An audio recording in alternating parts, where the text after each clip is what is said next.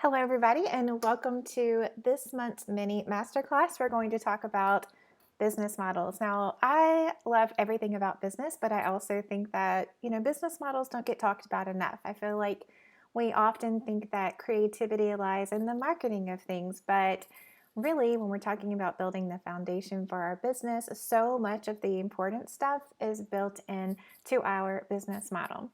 So, what I have found is that often when we think about our business model, we fall into this pattern of doing what other people do. We do like what's the regular, what do people regularly do? And I know that I've done the same thing when I left corporate and started my design studio.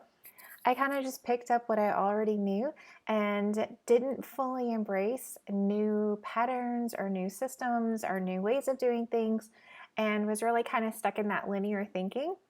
But the magic of really building a business that sets you apart and makes you stand out is when you have non-linear thinking. So it's what people call thinking outside the box. I kind of don't want to say that because it sounds so cheesy, but we'll just say non-linear thinking. And this is when you can really look at your business from that 10,000-mile view and get a lay of the land and really start to look at what you've got and what you could do and see things as challenges as opportunities.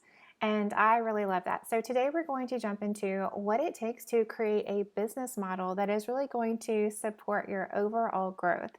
And I'm going to share some slides with you so I have a little bit of a presentation going on. Let me switch that over. Okay.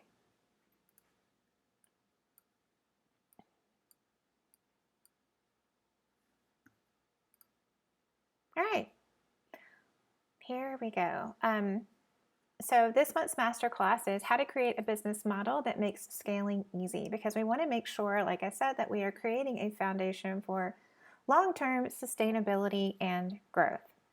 So you may wonder, what exactly is a business model?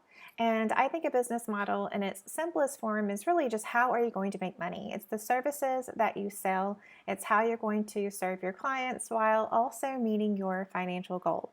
So great business models are going to serve not only your clients, but they're also going to serve you. And what I specifically mean about this is that it looks like the slides were, I wasn't sure if they're actually in the screen, so I'm going to change this up a little bit. But if you're watching live, let me know if that looked different on the outside. So what you really need to think about as far as your business model goes and whether it serves you and your clients is this. Are you giving people the very best results that you can give them while also making sure that you're maintaining your own energy and your own needs? And that may seem a little bit like, oh, well, that, what does one thing have to do with the other? But I can tell you that one has a lot to do with the other, because I see so many entrepreneurs get really burned out. I see entrepreneurs become almost resentful of their business. I see entrepreneurs just totally lose their passion and their steam. And honestly, like, to be an entrepreneur, you've got to be committed. You've got to love what you're doing, because if you're not fully invested and fully loving what you're doing, then why are we doing this, right? Why are we putting ourselves out there in such a big way? Why are we, doing it? Would be easier for you just to go back and work for somebody else. So there are a few business models that are pretty basic and common. One of these is called one-to-one, and this is where you offer services that are really just your person, your energy, your expertise with that person. So one-to-one, you're showing up, you're serving, and it's all about you. It's dependent on you. And the reason why I'm using those words is because this also plays into what we were just talking about, which is energy. So when you have one-to-one services, because it's all on you, it's all about your energy and how much that is going to be given away. Because if you're a person who, you may love one-on-one work, but maybe it is really draining to you. So you have to take that into consideration. How many one-on-ones can you do? So this is a very common process for people who do what I do. So people who are coaches, people that are designers, you're working one-on-one with a client. That is the basis of what you do. And then the other model for that is that there's one-to-many. And this is where you are showing up, but you're serving many people at the same time. So common uses of this model are people that do courses, people that have group programs, and then there's the combination. So A lot of people like one-on-one services because they like showing up and being very present and very conscious with that one person. Other people really, really love groups. They love having lots of different energies and they work really well that way. But it's a two-sided thing. It's how can I serve people best? And then what really serves me? Do I really love one-on-one work? Do I love one-on-one work, but then I just have a certain capacity for that? Do I really love group work? And then there's a combination. So this is using different models to get the same thing. So you may be a coach who really makes their bread and butter on one-on-one coaching, but then maybe you have a product that you sell, like an online course or, some kind of workbook or workshop or something like that, so that you have a one-to-one service and a one-to-many service. That way you're kind of playing to your capacity. How many one-on-ones can I do and still continue to make money? So that's where you may add in a one-to-many option, like a course. Maybe it's something online like that. Maybe it's group coaching. I personally like the combination, and I definitely love one-on-one. But what I learned in 2020 is that I was interested in the group model. So I love teaching and I have courses and things like that. So that's a one-to-many. And I really love the one-to-one. But what I found was that I also wanted to explore the one-to-many group coaching option because I just needed to scale while keeping in with the capacity of having kids at home and all of those kind of things. And when you think about your business like this, how can I serve people best while also serving myself? You can start to think about things in new and different ways, because creating the perfect business model isn't about sticking to a format. It is really about thinking, how can I serve my clients best? How can I get them the very best results? And making sure that that happens inside of what's also best for me. So as I said, one of the things that I did this year was opened up a group coaching program. It's called Fearless Fundamentals. If you'd like to get on the wait list, it's a 6-month one-on-one coaching program-ish, because I really do love the one-on-one. And so what I decided to do was make really small groups. That way I could serve more people at one time. I could make it at a lower price point, and I could really show up and give them a lot of that one-on-one time by having a really small group. So instead of me trying to get 20 people in where I just basically present information, it still has that intimacy. So it kind of hits all the marks here. It's working with time capacity. It's serving people the way that I want to serve them. And it's also making me feel like I'm getting them a really good result while also playing to the capacity that I have. So those are some good ways to think about this. And that's why I love this 3 parts of a successful business model type of formula, because it really helps you ask the right questions and look at your business through the right lenses to set yourself up for success. And success to me in this aspect means having a business model that you can grow. So having a business model that's really going to support that growth. I mean, we all want to grow, right? But we also want to grow in a way that feels good, a way that is serving our higher priorities, our higher values. So for some of you that you may be like me and have kids at home. For others of you, maybe you have like other things that are important. You have, a church that you like to serve at. You have, other kinds of things. So basically that work-life balance really does have a lot to do with how you set up your business model. And I think that it's always better to think about that on the front end. So the first part is your services give very specific results. Your services have scalability, and your services encourage client retention. So we're going to walk through each one of these portions, so each one of the parts of this formula, so that you can really think about your business in this way. So the first one, delivers specific results. I love this one because I see a lot of common pitfalls that we fall into when we're thinking about our services. I mentioned a few of them before. One is that you think, well, this is the way I've done it before, either for someone else, or this is how, this other person that I know in the industry does it. I'm going to do it the same way. And that is a fine place to start from, but it's never your end game. If it's your end game, then you're going to come up with a lot of friction. And so noticing where the friction is and thinking about your business in that bigger way will help you get better results for people. And a huge part of that is being really specific about the result that you want to give. And there are a few reasons why. One is that it is going to help you sell, because when people know exactly what you do and it's very specific, they're much more likely to buy from you.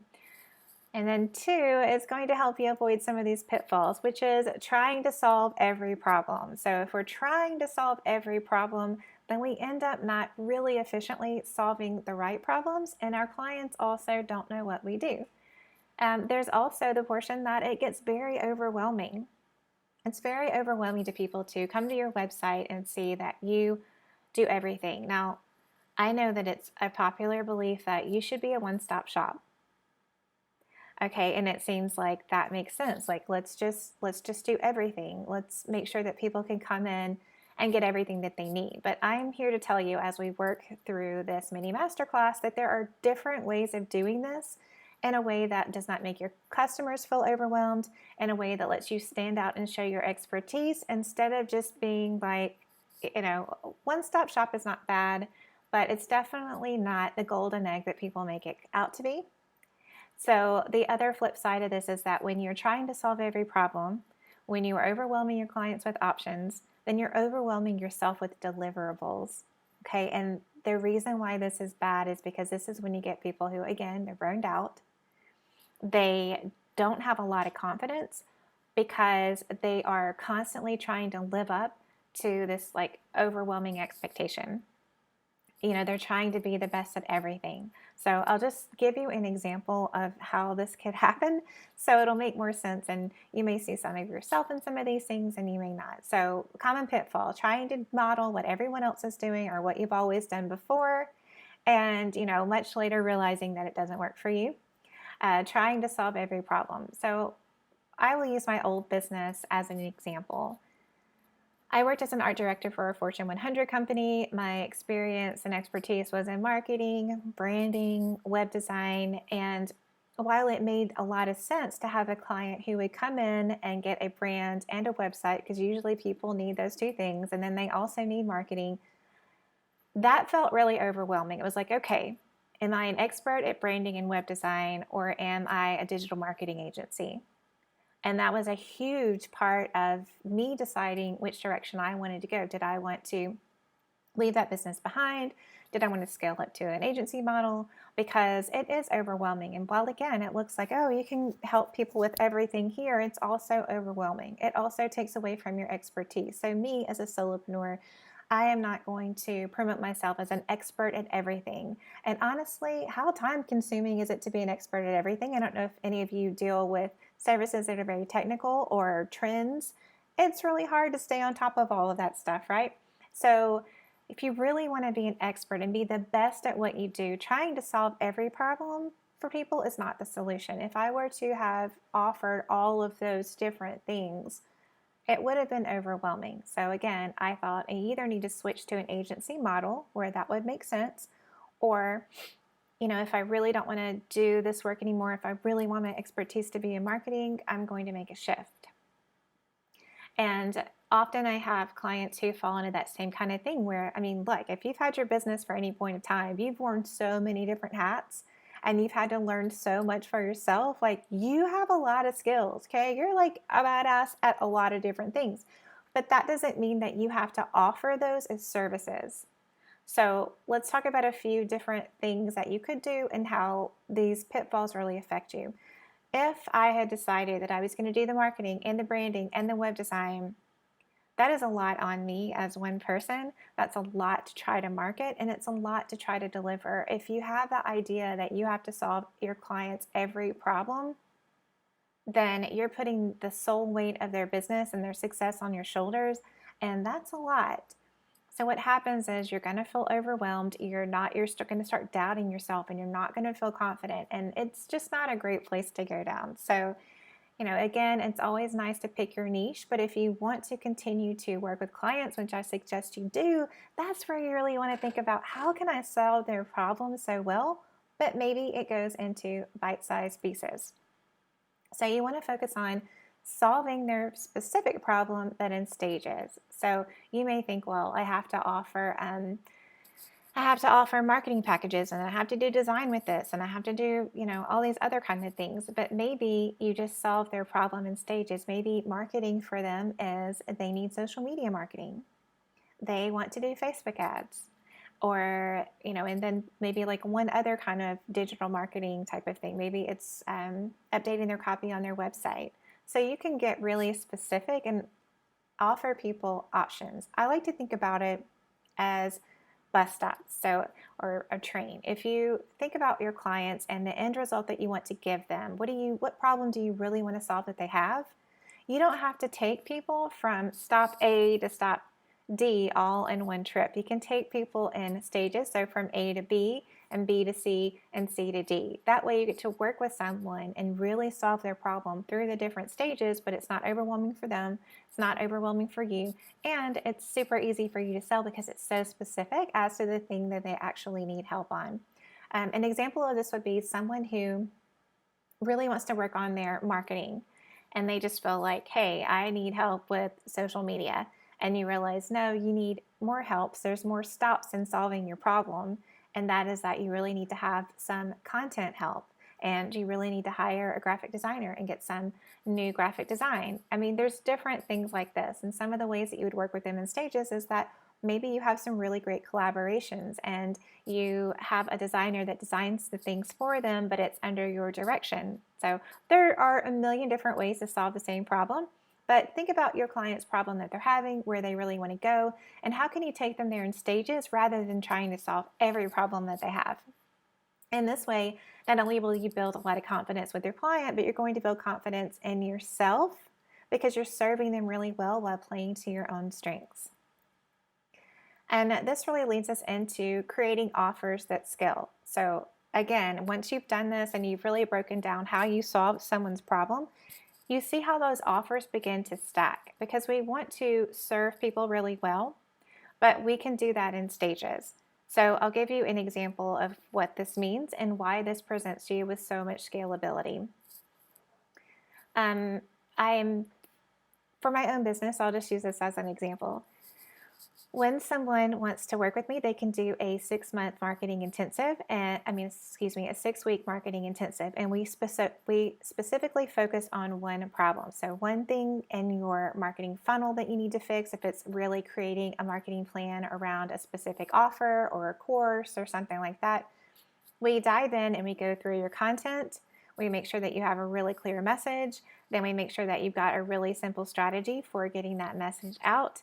And we focus there. So after someone goes through that process, usually other things are going to come up and they'll realize like, hey, I need to do this with the rest of my business. So that would be a really good time for them to hire me to work with them as a coach. So we would go through all of their business, we'd simplify, we'd make sure that their messaging is really clear, that they've got a great strategy, that they're getting over any mindset blocks that they have that are preventing them from taking action. And once they're in a really good place and they're like, yeah, I feel like I've got a great grasp of my business right now. My revenue is doubled. Things are great. Then I offer them ongoing support. And this is where we just meet once a month and we set goals and we go through any questions that they have so that they're really getting some support in their business, even if they don't need intensive support where we meet once a week and that kind of thing. So that last offer is not even on my website. It's just something that I offer clients, and that way we can continue to work together. So you can see how with a business model like that, I can easily work with people for years. When I had my design business, I kind of did the same thing. So you could come in and get your branding, right? And you could also do your website. And then I would offer you ongoing support, either in continuing to create some graphics and things like that for you, and then also in hosting and maintaining your website. So I can continue to work with clients for years, and I still have clients from that business that I've worked with for like 5 or more years because I just continue to serve them in different ways. But those are offers that scale. And this is really great because it gives you a lot of sustainability. It gives you a lot of financial foundation. And what usually happens, though, a lot of pitfalls that people fall into when they are trying to create an offer that scales is exactly the same thing that is preventing them from creating offers that really serve them and their clients. Okay, so they're trying to solve every problem instead of having multiple offers where a client can continue to feel like they've been served really well and they're continuing to work with them. They try to solve all of their problems in one big offer. The client feels overwhelmed, they feel overwhelmed, and there's a lot of pressure about what's being delivered and what's expected. But when you decide to change your offers a little bit and make sure that your offers are scalable. In this sense, I mean two things. One is that it gives you the opportunity to continue to work with clients. And two, it is playing to your capacity. So most people think about scalability as, can I serve more than one person at a time? And they feel like that's the only way to scale their business. I don't think that's true. I think that is just one of the possibilities. But what's more important before you even get to that is thinking about offers that allow you to scale in a way financially, because they let you continue to work with someone.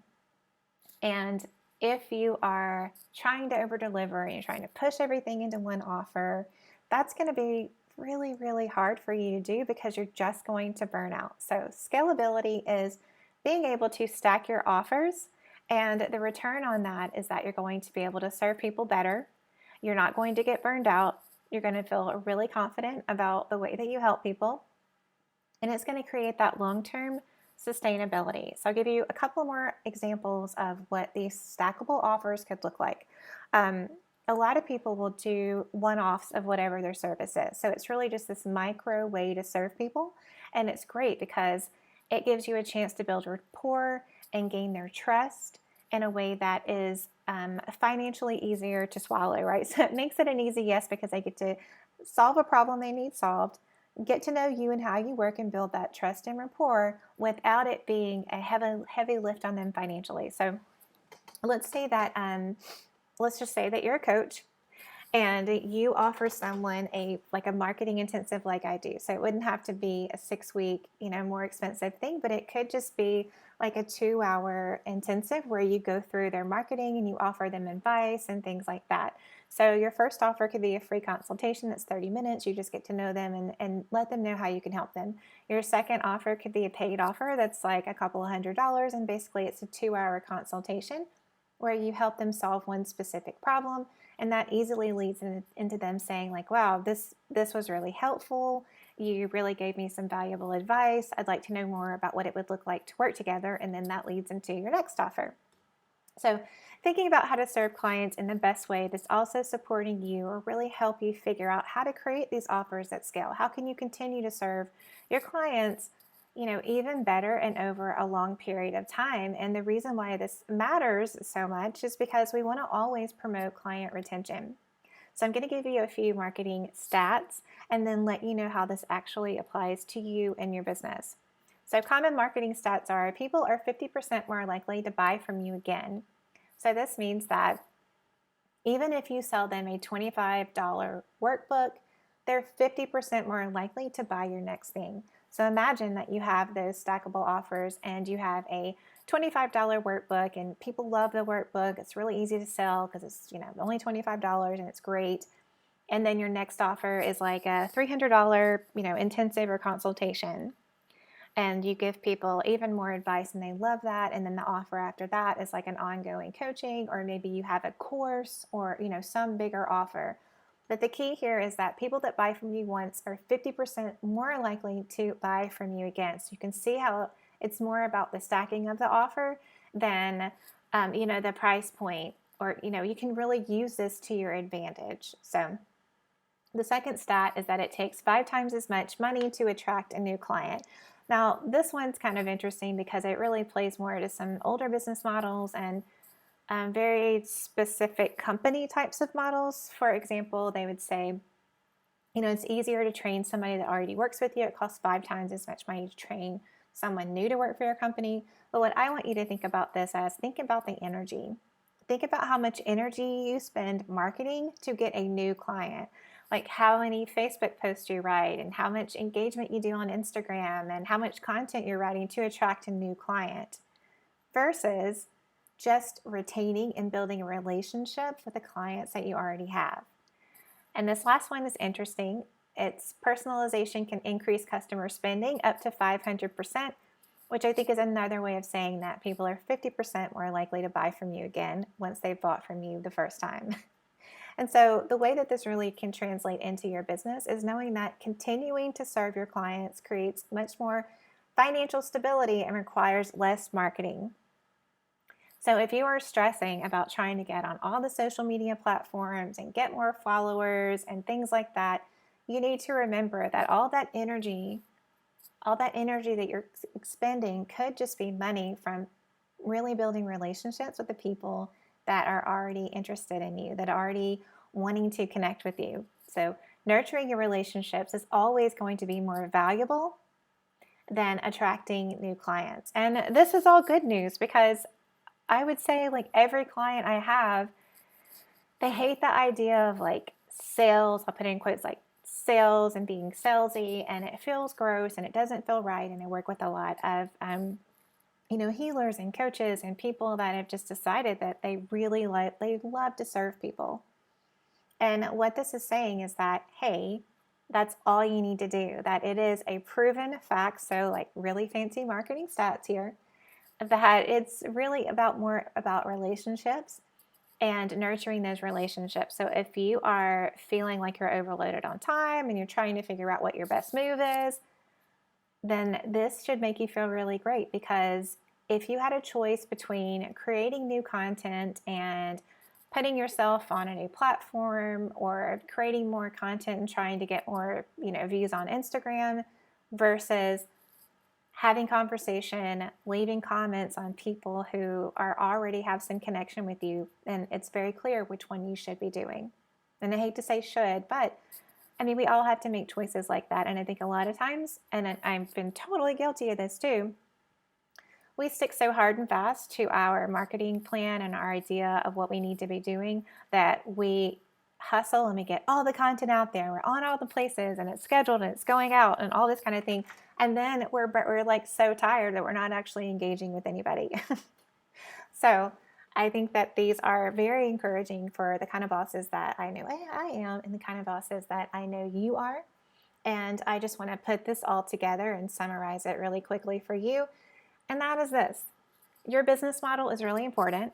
You can do it any way you want to. You can serve people one-on-one. You can serve one-to-many. You can do a combination. And then what that looks like is totally up to you. You get to do business any way that you want to. And the best way to do it is to ask yourself, how can I serve my clients really well and get them the very best result, while also serving myself? How do I like to work? What gives me energy? What takes away my energy? What part of the work that I do just really lights me up? Because in this way, you're going to create something that you are totally sold on. So therefore, it's going to be easier to sell. You're going to feel so confident, and your clients are going to get such a good result that they're going to want to continue to work with you. And that's why when you're thinking about your services, you really want to make sure that you have them set up in a way that it gives somebody a very specific result, and that it's stackable. And, when you're starting your business, having that kind of small entry, $100, $200 micro offer, and then the bigger offer is a really great way to do that, until you build more social proof, until you get more experience. And then as you grow, a great way to do that is to have that really big signature offer, and then maybe some like smaller bite-sized way that people can work with you. So people who are not quite ready to invest and they love that other option. And then also, how do you continue to serve people after you've solved that big problem? Like, how can you continue to support them? Because that kind of relationship building is for people that want to be in business forever. If you want a long-term sustainable business that you can count on, this is how you do it. It's all about building relationships and knowing that you can do this any way that you want to. So that client retention piece is really, really important. And I know that sometimes that can seem a little bit more straightforward with them, let's say graphic designers or something like that, because you can put people on a retainer, and that means that they're part of your process. But it doesn't really matter. Whatever you're doing, there is a way that you can stay on your client's top of mind and continue to serve them. And so thinking about these things together is, like I said, going to give you that long-term sustainability. So I would love for you to think big about your business. And also, I'm going to be hosting a 30-day business boot camp the entire month of April. Each week we're going to do a short video, and you're going to have a workbook that's got some tasks for you, and then we'll have a Q&A at the end of the week. So you'll get a bite-sized task, a video to go with it, and then we'll have the live Q&A for you to ask any questions and talk about things that came up for you. And the point of this boot camp is to simplify your business and double your sales. So we're going to get that big look at your business. And it's all along the same lines of looking at these things with your business model. Like, how are you serving people? How can you do it even better? How can you simplify things down? Because all of that is going to make more room for you energetically and time wise to attract new clients. And it's amazing how when you do a little spring cleaning, it has a magnetic effect where the clients will start coming in. But your shift is going to entice them, but then also you're going to have a chance to look at your business from a fresh perspective and really reallocate your focus to attract those clients. So you'll attract clients in two different ways, but we're going to simplify your business and double your clients in 30 days in this business boot camp. It starts April 1st, and you don't have to do anything except be in this group to get access to that. It's all going to be inside of the Facebook group, so I look forward to seeing you all. And if you have been thinking about your business and you are looking for some support, you know that I would love to work with you. You can always get your free simple strategy call where we talk about a way that you can tweak your current strategy to get more results, or the 6-month marketing intensive where I was speaking about earlier, where we really get specific about either your sales funnel or a specific thing that you want to sell, and we turn it into a well-oiled machine so that you always know how to get your next client. And if you really need more intensive support, we can work together in one-on-one coaching. And you can always find out more about me and the services that I offer at shannadewitt.com. So I hope that all of you enjoyed this and that you got, some hopefully valuable information and some new ways to think about your business. And I would love to know what's coming up for you. So leave me a comment below and let me know if any of this resonates with you. If you have a perspective to share with people who are maybe newer in their business about how these things have come up for you and you've adapted and shifted your business, I'd also love to hear about it.